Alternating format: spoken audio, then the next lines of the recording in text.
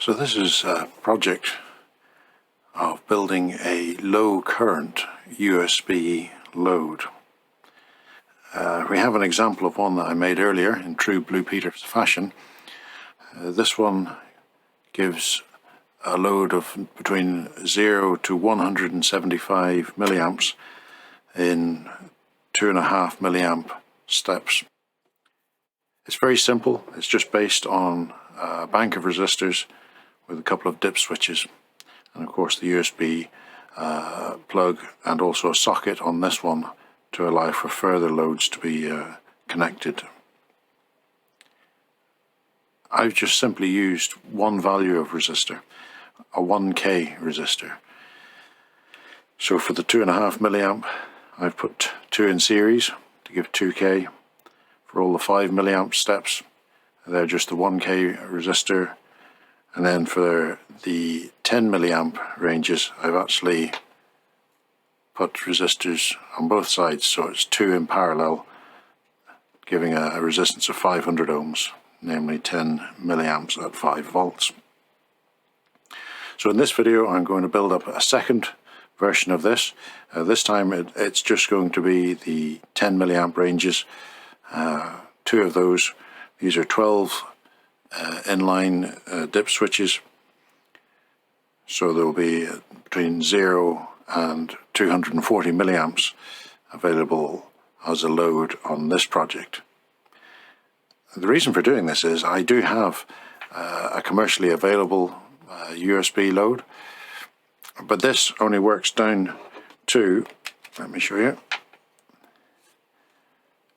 the minimum I can adjust this to is 80 milliamps, and it's quite hard to set something accurate at those low levels. So being able to do it with dip switches has just made things a bit more accurate, and also the ability to test at low current is what I was needing and what was missing from my testing kit. One of the great things about doing this yourself is that you can customize it to whatever currents or specifications that you want. And it's also very reasonable. I got all of these components that we'll be using to build this particular load for less than £6 UK. But one of the things I wanted to do with this second version of this is, instead of using a double-sided load for the resistors, is to actually just stack them on top of each other, but with a little gap, as you can see here. These don't get at all warm, these resistors. I've got a thermal image which I'll overlay somewhere on here of this existing unit while it's charging.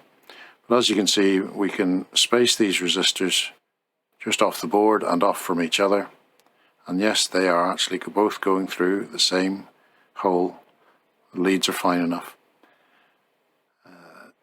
and that will just allow a little bit of air around these. These are only dissipating about I think 5 milliamps in each at 5 volts, which is what, 25 milliwatts, and these are 600 milliwatt rated resistors, so there's no danger of overloading these, but it just allows a little bit of air to get around them so that they will keep nice and cool. I'll put links for all of these parts in the description below. I got them all from a place in the UK called CPC, or Farnell, as some may be familiar with. They also sell these USB plugs and sockets on their own without a circuit board attached, but they're much dearer. So you can get these with a little circuit board, which is the exact pitch to match our prototyping board here. And then I'm going to use some of these pin headers just to be able to space it off the board a little bit. So anyway, enough talking, let's get on with making this project. So as is normal with a lot of electronic projects, you start with the smallest components height-wise, and that of course is these resistors. For my design that I'm wanting to do today, I'm going to need 48 of these cut off this strip and then folded. So let's cue the music and then speed this up.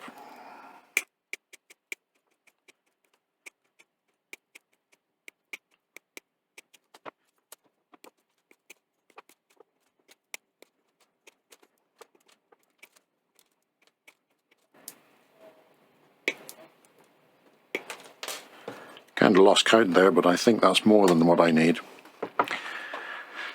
Now you can use something like this to bend them. This is very handy, and it has positions that match up for bending for the Vero-board. I need to use this very narrow one for the spacing I want, but it's just as easy just to do it just like that. So, cue the music.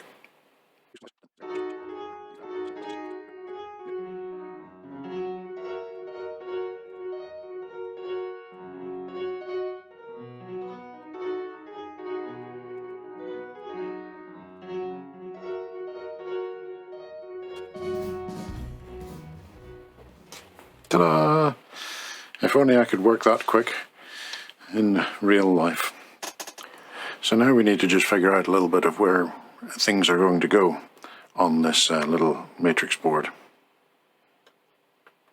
It's handy that they've got the tracks printed on the top.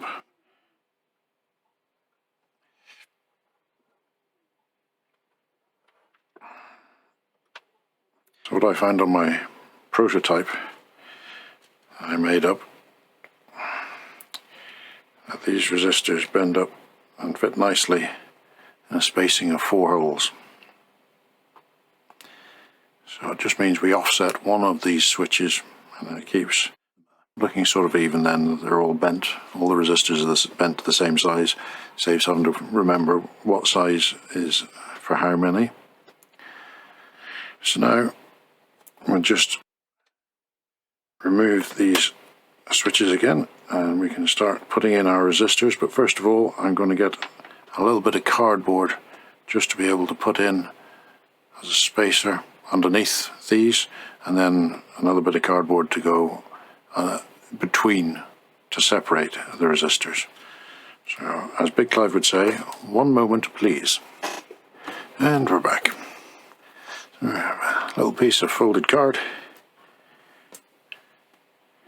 We can begin placing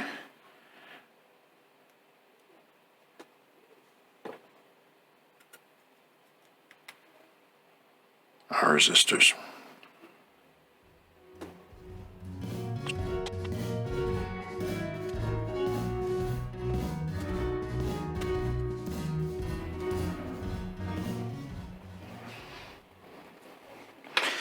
That's the first row done. Now we bring in reinforcements and we put our second row in. It's easier to start this first.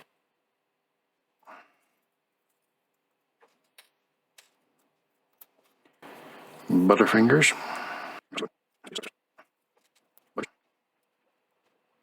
Whose idea was this again?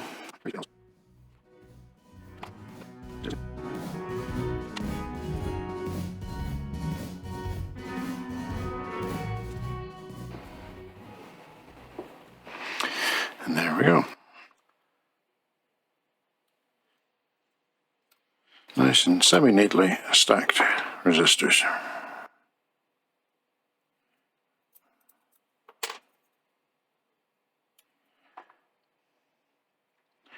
Now it's just a case of soldering these up. Let me get my soldering iron on.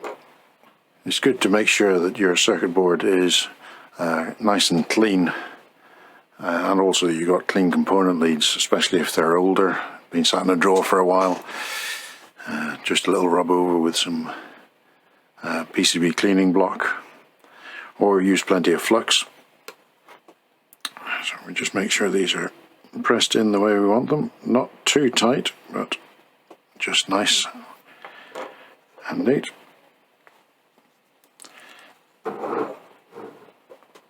And let's see how we get on with soldering these up then.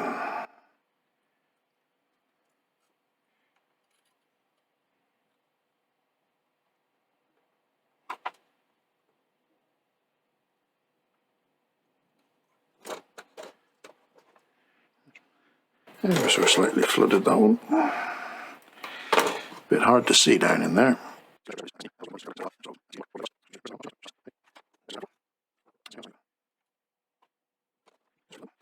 Before we go any further, let's just check that these are still relatively okay. Seem to be. And we'll just clip off some of these excess leads now, because that kind of gets in the way.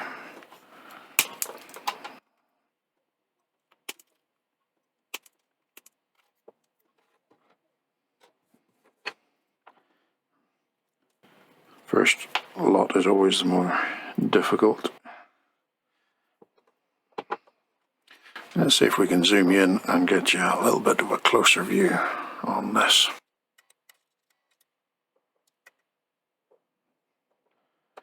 There we go. Sometimes I find it easier if I can weight down what I'm trying to solder to, so it doesn't move quite the same.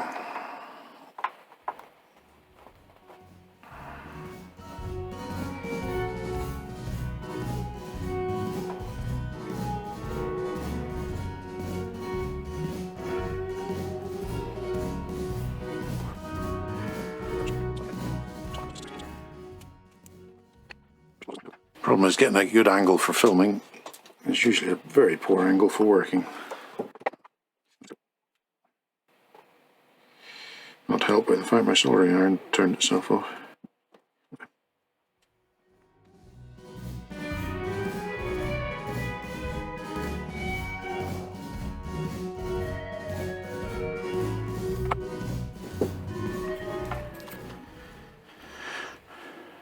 And now we can try doing the old tablecloth trick and pull this out. And there we go. Nice little spaced resistors. Not as perfectly neat as I would have liked, but it'll do.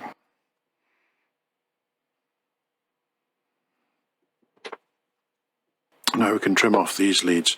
I'm not going to trim these leads quite as short as the other side, because if I put the switch in just temporarily, you can see that, get something to point with, you can see the switch contacts coming up through there and also through here, but these ones aren't these pads, as you can see down here, are not connected to these strips where our resistors are.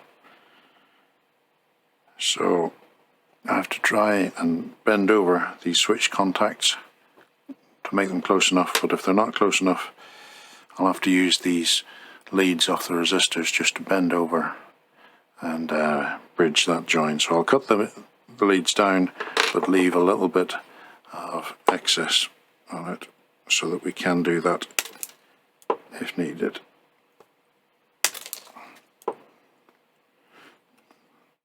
Don't know where the half of those went. There we go. Now we got to do it all again on this section. And there we go. 2 rows of resistors neatly stacked, or semi-neatly stacked, on top of each other with a tiny little gap. You can just about see there, between themselves and also between the circuit board and the resistors. In fact, we could have had a bigger gap if we wanted. There's the height of the switch. So next up will be fitting the USB connector, and we're probably going to have to cut some traces just because of the way I'm wanting to orient it. So that will be next. So the USB plug, with its little board has got the advantage that it actually has 2 extra holes which we can also solder through onto our prototyping board here, and that gives it a lot of extra strength and stability from twisting or bending, inserting it, or whenever you're removing it. And these little standoffs, IDC pins, whatever you want to call them, just fit in nicely. He says whenever they're not going to go in. There we go. So we can use them and another 2 just to create a nice little standoff from the board, and be able to mark up where this is going, so where we need to break. So we need to break in there.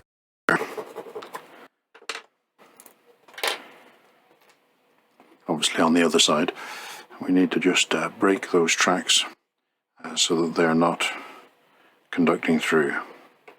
Because these 2 central tracks that the resistors are connected to will be connected to the positive from the USB connector, which is this one here, V-bus, and then the ground will go to the outside of the dip switches to be switched in.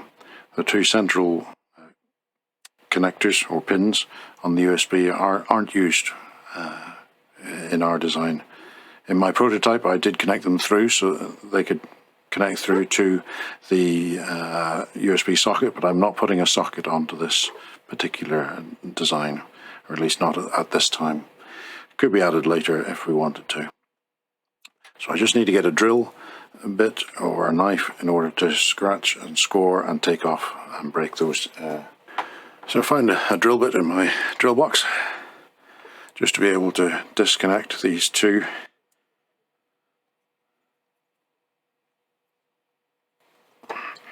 And it's really quite easy. You don't even need a drill, you just need the drill bit held in your hand, and it centers on the hole, and then you just give it a little turn.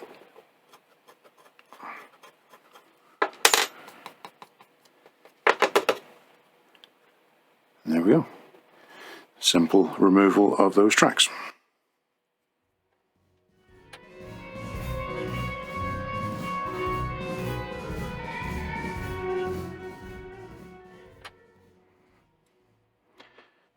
Now we can solder these in, or at least tack them in place.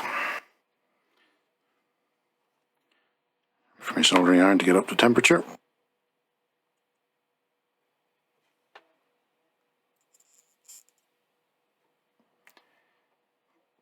Now that's what you're not supposed to do when you're soldering. Bring the solder on the soldering iron to the joint. It's not a good and secure joint, but actually what we're doing at the moment is just positioning this. So it is forgivable to do that. We will come along in a moment and resolder these connectors. I've just got to see if we get these in the right place.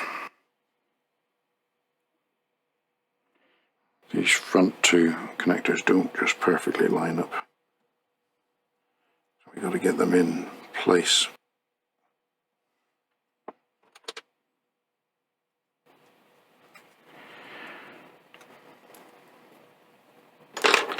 And then I can hold it in place and do the same bad practice trick of getting a bit of solder and just tacking these 2 pins in place.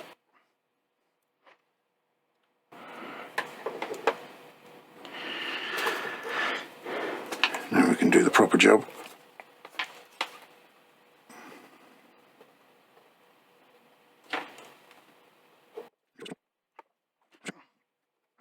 And then before we reflow these front 2,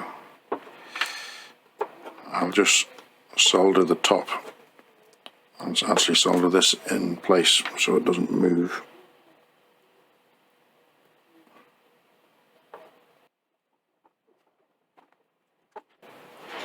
So then those pins won't move whenever I reflow.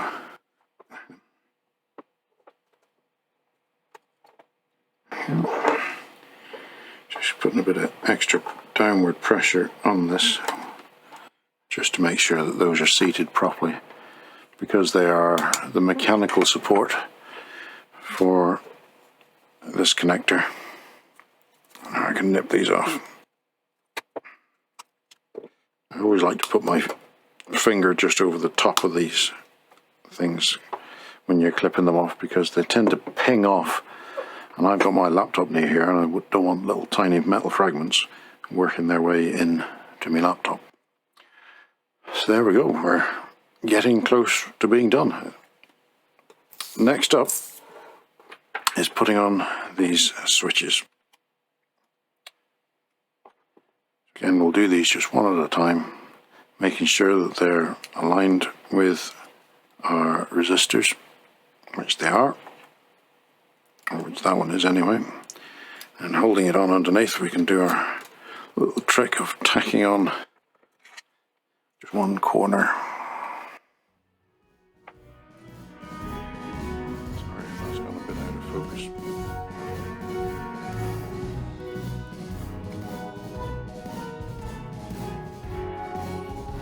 Tack on another corner. I should just hold it in place.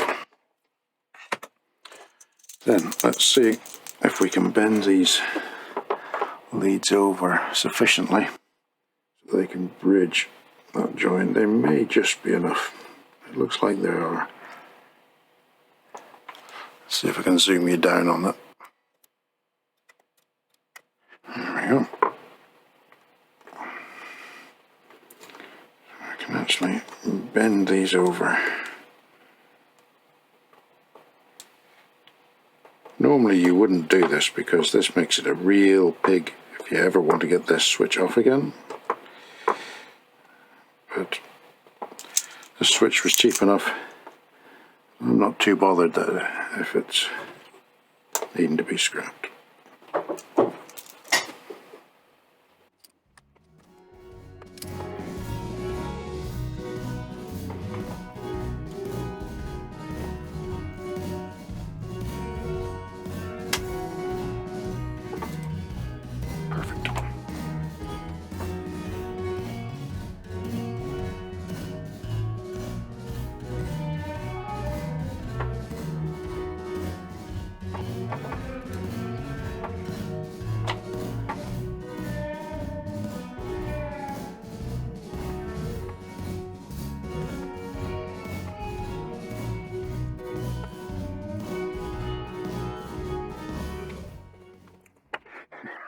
One bridge.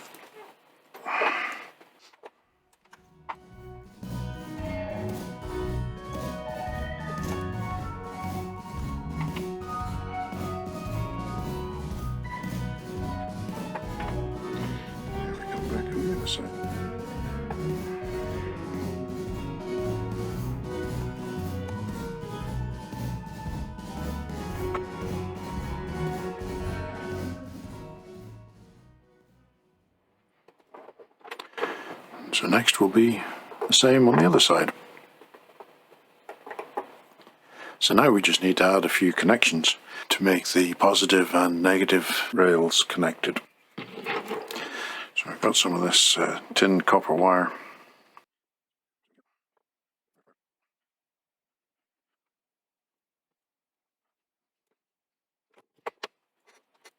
Both of these long tracks can be bridged using this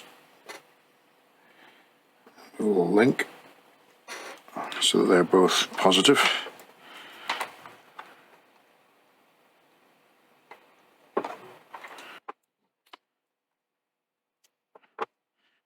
Now the ground connection is a little bit different because this will be running along these outer strips of contacts. Right, we shall do this side first.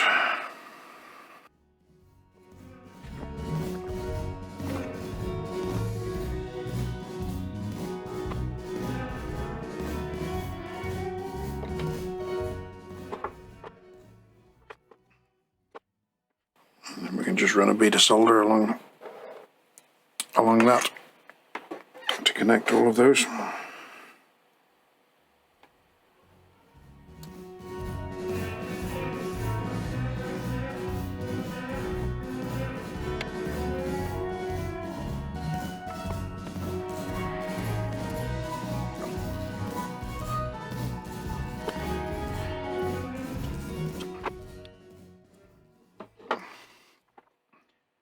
And that should be that. So one thing I've got left to do is just to label it up. I got these self-adhesive paper sheets from Amazon and printed out little labels and then cut them out. I have a Silhouette hobby cutter or vinyl cutter machine, and it's also able to cut these stickers out as well to make a nice neat edge, but it's really very easy to do. Just print these out on your printer and then cut them just with a pair of scissors. Would work just as well, but I just happen to have this, so that's what I used.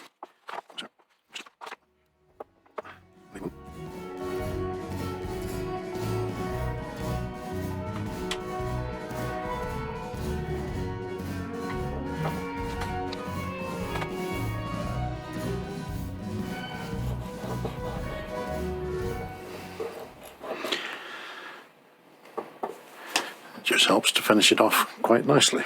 The only thing left to do is to give it a little bit of a test and see if it's alright. So before we actually hook up anything by way of a power bank or a power supply to it,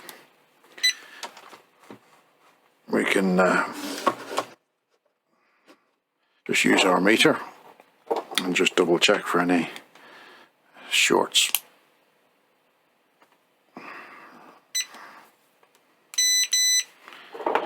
Make sure we've got no short between ground and 5 volts. No. Or short between there, between there, oops, or there. Or between these two. Nope, that's okay. That's okay.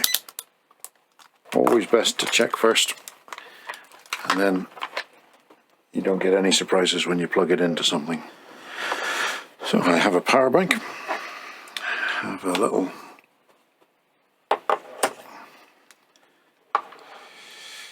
meter. I can plug this in. The only thing with these low current devices or loads is that most of especially the older USB power meters don't recognize it until you've got to about sort of 20 or 30 milliamps. Even then are not very accurate. So they're reading 20 milliamps, but actually that'll be a load of 30.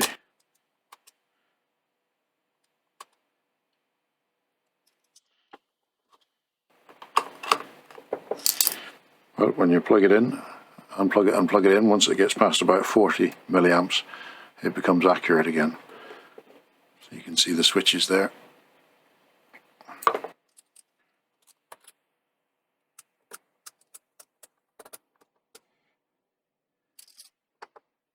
So again, a little bit of inaccuracy on that meter until you unplug it and plug it back in again.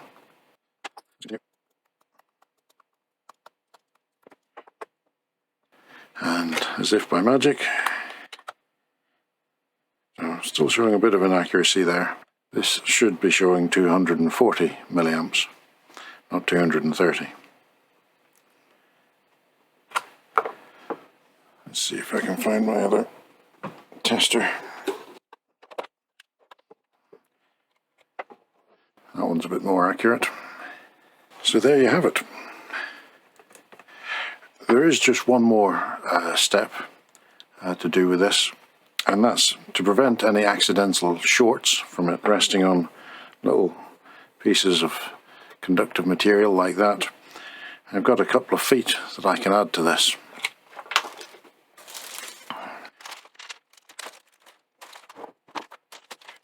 Thought I'd lost one there. I just did a quick design up in Fusion for these. I'll leave the link down in the description there. It'll probably be to a Thingiverse page. These are just little feet that fit through. They sort of clip through. Some of them are a bit loose, but I have a solution for that. And that just raises this up nicely. Now the solution to this, because it's plastic, it's very easy to do. We just bring about a steel rule, or any bit of metal will do, and soldering iron, and we just melt that down and squish it a bit.